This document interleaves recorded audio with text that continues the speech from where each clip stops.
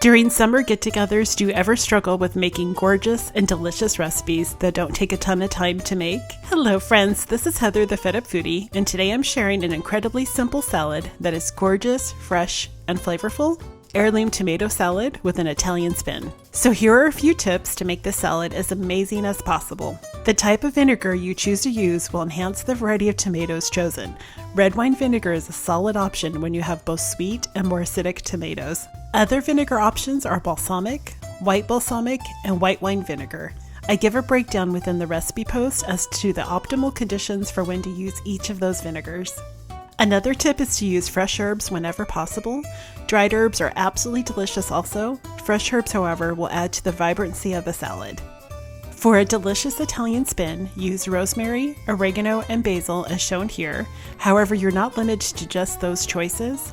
Thyme, parsley, and chives is another tasty option for this salad.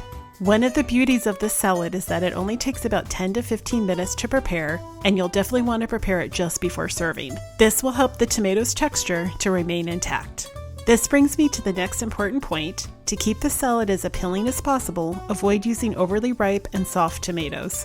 Also, choosing a variety of colors is not only visually appealing, it will also give you different tomato flavors. Some will be on the sweeter side, and some will be more acidic. Two of the most delicious additions to the salad are Italian olives and capers. They round out the salad with a mouth-watering buttery and briny flavor. In other words, the salad becomes a luxurious and irresistible side dish. For more recipes like this and for weekly inspiration, make sure to head on over to thefedupfoodie.com and sign up for my newsletter where I share recipes and tips in helping to make cooking from scratch approachable.